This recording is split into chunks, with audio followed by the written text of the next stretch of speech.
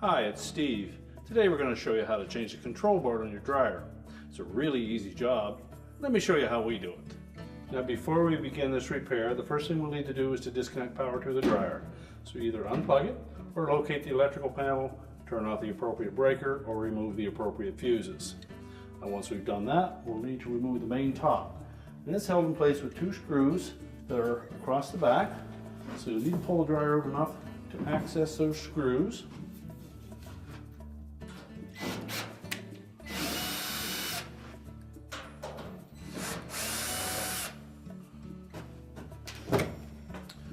With the screws removed, we're simply going to pull back on that top panel to disengage it from the back of the console. We'll lift it off and set it aside. Now our next step will be to remove screws that secure that console to the front of the cabinet. So our next step, remove these two screws on the top. Then there are two more that are located down inside the cabinet here that go into the bottom edge of this console. One located right here, and another one located right beside the hole where the harness goes in. So remove both of those. This will be a different style screw with a little wider thread on them. Those are meant for going into plastic. Make sure that we don't mix those up. And be sure we don't drop them down into the cabinet, or we'll have to take the front up to retrieve them. Now, once we've removed those screws, we can just lift up slightly on that console and pull it free. Now our next step will be to remove the wires from that control board. Most will have locking tabs on them. Simply depress the locking tab and pull them away.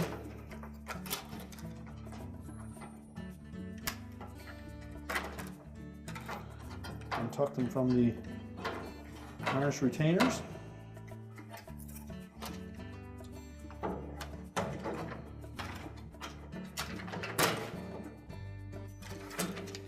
Use the short harness that runs from one side of that board to the other.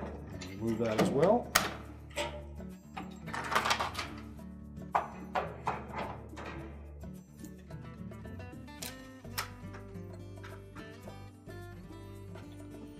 Now our next step is to remove the screws that secure that control board to the console.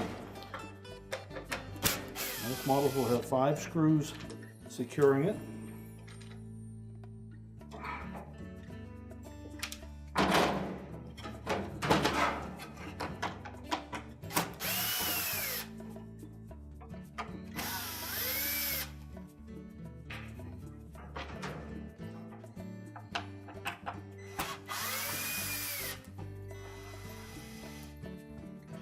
Now with all the screws removed, we can then lift that control board away from the console. We'll lift straight off and we'll flip that over, because we're going to need to transfer a few pieces from this control board to the new one.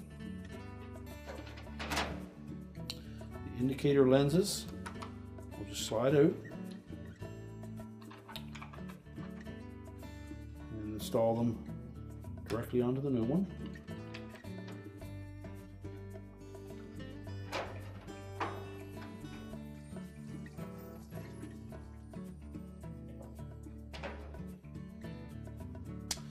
Also have a lens over top of the LED readout, and we'll need to remove that by lifting up one end or the other. There'll be a little plastic tab there. You just need to pry that away enough to release it.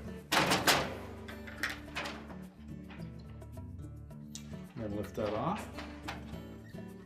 Once we have the lens cap off, we can then pull the lens out and transfer that to your new control.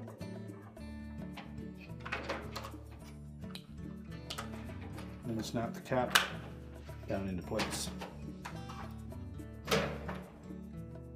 Now the last item we need to transfer is the dial. You need to rotate it to the proper position for it to be removed. There's a tab on one side of that dial. And if we point that towards the center of the board, that will slide directly off. There's a keyhole slot on that control and a key on the shaft itself. We can then discard the old board.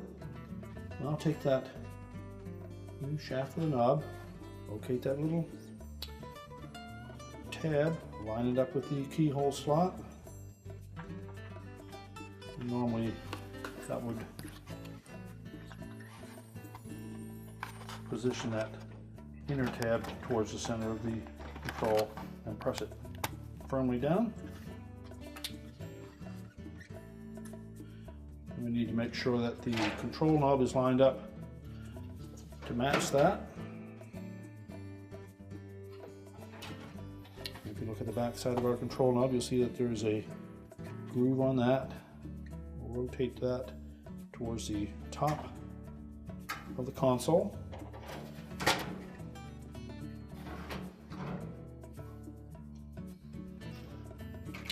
And that will align with that shaft.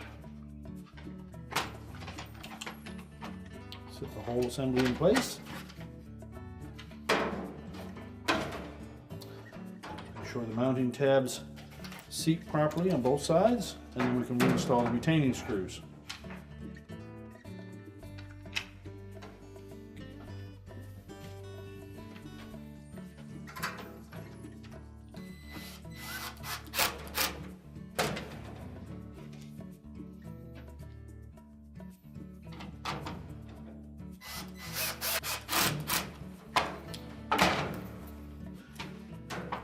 Now that we have the control board mounted to the console, we'll reassemble by putting that small harness in place first.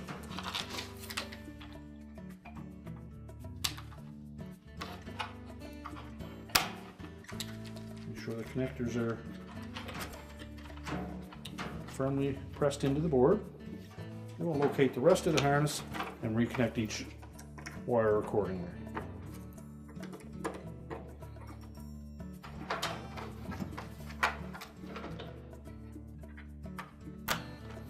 Make sure the locking tabs engage.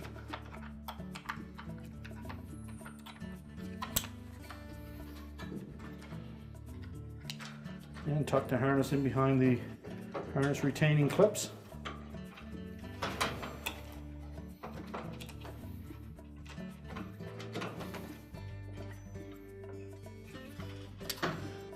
And now we can lower that console into position.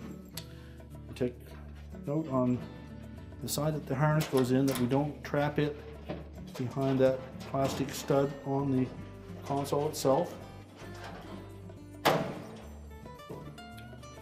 sure that the screw will line up with that hole and that the plastic stud is laying flush against that metal bracket. Install the proper retaining screws.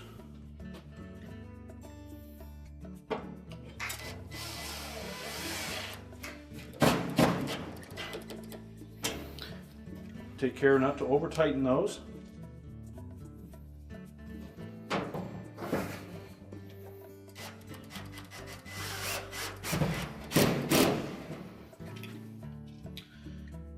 As well as these two mounting screws on the top. Again, make sure that the harness is not pinched anywhere.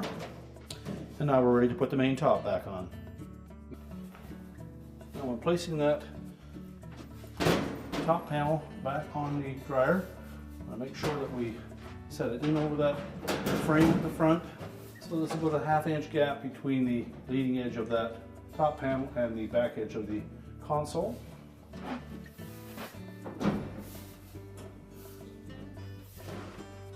Slide it forward, make sure that it engages with that console, and then we can reinstall the retaining screws.